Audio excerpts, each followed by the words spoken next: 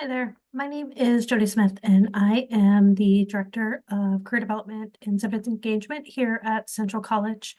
Um, Today, I just wanted to hop on here and do a really quick video to kind of show you how to get to our career development page, and then how to utilize a really neat resume tool on our My.Central page.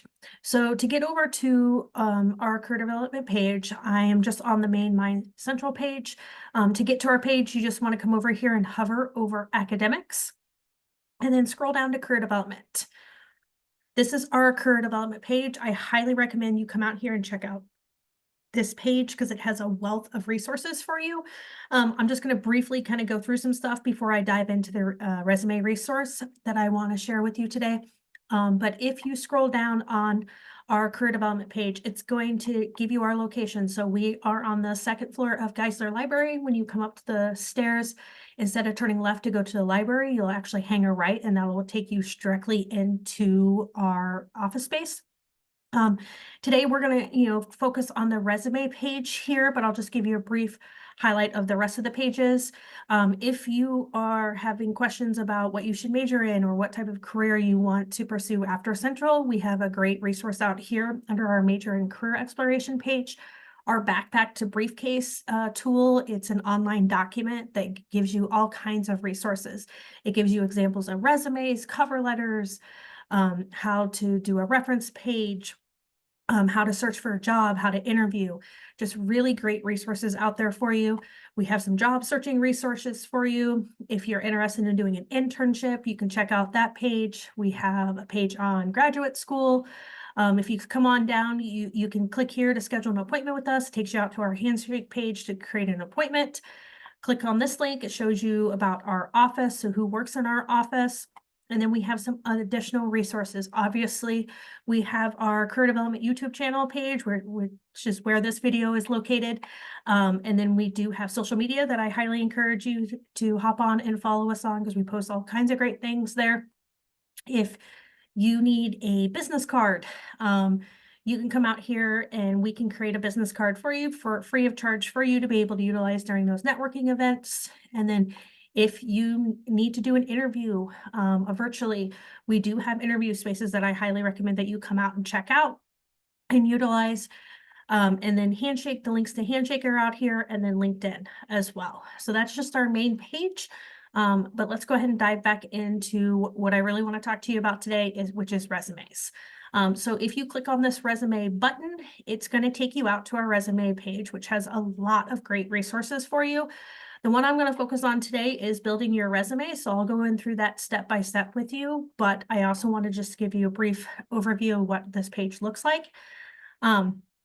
So if we scroll down here, this resume guideline that I'm going to go through with you today, you can click that button and that will download it for you. So you can save it on your computer or print it if you would like. Writing powerful bullet statements. If you watched our other resume video, you know that I talked about writing powerful bullet statements. These are the bullets below the experiences that you list. It gives you a great example of what typically we see in terms of college students, and then what we want college students to get to in terms of their bullet statements. So it gives you some great examples there. Gives you a list of power verbs. Power verbs are those leading words, they're the words that are bolded here, that you can utilize. We've got a resume building worksheet out here, and then a rubric for your resume. So this is the rubric that we use typically when faculty ask us to grade some resumes for assignments. So I highly encourage you to check this out. And then we have sample resumes. What's great about these sample resumes is that they are all in Microsoft Word format, so you don't have to worry about converting them back from PDFs and getting all those formatting issues. You can just click on them and they download. And then if you're looking for a program-specific resume to kind of follow along with, we have those for you as well. But to get back to what I really wanted to talk to you about today, let's go ahead and get that brought up here. That's not big enough. Let's go ahead and download this guy.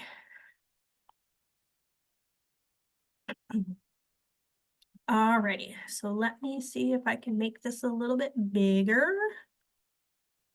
Oops.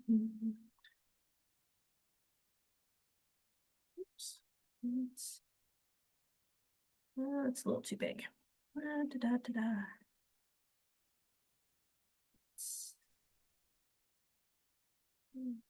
75. Oh, that's better. Okay, so let's go ahead and dive into this. So what this handy guide is your key to creating a resume. It's going to give you all the formatting that you need and then all of the things that you should be including in that resume. So I'm just going to walk through, going straight down from the left and move over to the right. Go ahead and get this guy moved. Okay.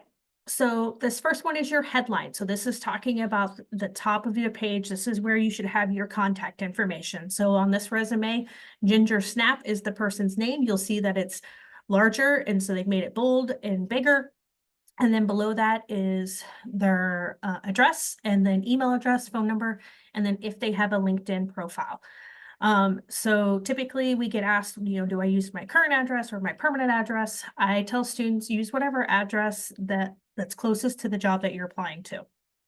So if you're applying for a position here in Pella, I would use your Central college address. But if you're applying for a position back home in Illinois, for example, then I would go ahead and list Illinois as that address.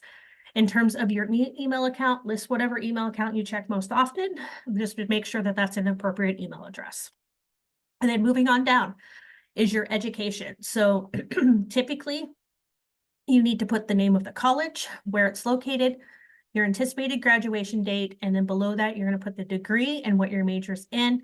And then if your GPA is above a 3.0, we go ahead and recommend that you put that on your resume as well. In terms of whether or not you should include your high school on there, I tell college students, if you have not obtained your bachelor degree as of yet, then I would go ahead and leave that high school degree on there because that is your most recent degree. But as soon as you graduate college, it's perfectly okay to remove that. Moving on down, course highlights section. So this is optional for you to list. We tell students that it's a great section to list, but if you're going to list classes that are relevant to your experience, make sure they're classes that a person that does not attend Central would know what the class is about. So for example, experimental psychology is pretty self-explanatory on what it is. But if there was another class that had a funky title that you wouldn't necessarily know what it was, probably wouldn't want to list that in that course highlight section. In terms of your work experience, so this is work volunteer experience. So this particular resume has them broke out into two separate sections. You absolutely do not need to do that. Oftentimes students don't have a ton of work experience, but they may have a lot of volunteer experience. And so they need to combine both sections, and they just put relevant experience as the title, which is fine, but you'll see that the title, all the titles within the resume follow the same formatting. So education, course highlights, work experience, volunteer experience, they're all bolded, capitalized, and underlined. So it's easy for the reader to see that we're moving from section to section. In terms of working experience or volunteer experience or experience in general, what should you include? You need to do the company name in bold, potentially, or your title in bold, I apologize. And then put the company name behind that, the location that you worked, and then the dates that you worked. This is the format that we recommend that you put it in because it's pretty easy for the reader to see. And then you'll see that I have these straight up and down bars separating each section. You can put commas if you want. This is just how I prefer to do it. But just make sure that you can distinguish between the fields. And then below that, you have your bullet statements. So you should shoot for at least 3 bullet statements per work experience, 2 to 3. Typically, I tell students try and shoot for 3, and then they follow that bulleted statement format that I showed you earlier in the video. All right, and then coming on over, we'll see that we have, moving on to this section, is where we talk about the activities. If we come back down here and take a look of the activities, you'll see that I have college activities and high school activities. It's entirely up to you how you put that. You could just put extracurricular activities. You don't have to break it down between college and high school. This resume did, but just kind of give you an idea of what that looks like. you'll see that they put what their title was, and then what was the activity, and then the dates that they did that activity. Typically, we tell students to also include the location of that activity, and then you can put bullet statements below there if you feel that you need to explain that experience, why you're including that experience on the resume, but it's not required. Okay. Excuse me. And then kind of getting into the formatting type things. So the rest of this document on the right-hand side is going through the formatting information. So you'll see with these stars, it's talking about tailored subheadings. So it's showing that these subheadings all match, right? They're still bolded, they're underlined, and they're capitalized. So you know that these are important subheadings. They're descriptive. Subheadings that you could potentially include, or sections you can include lab research experience, internship experience, language skills, technical skills, college activities, relevant coursework. The list goes on. But try and order those headings by level of importance. So we tell college students definitely list your education first, because most of the positions you're going to be looking for are entry-level positions that do require a college degree. So that's why we tell students to put that part first. Then they typically put course highlights and then experience, but that depends on the position that you apply for. The bullet statements, again, these bullet statements below the work experience, 2 to 5 bullet statements. Typically 3 is a good number that you want to use. You want to begin with that action verb. Like I said, that list is out on our career development page. Really though, you want, in terms of that bullet statement, you want to talk about the who, the what, the when, the where, and the how. So what was it that you did? How did you do it? Why did you do it? And what was the result?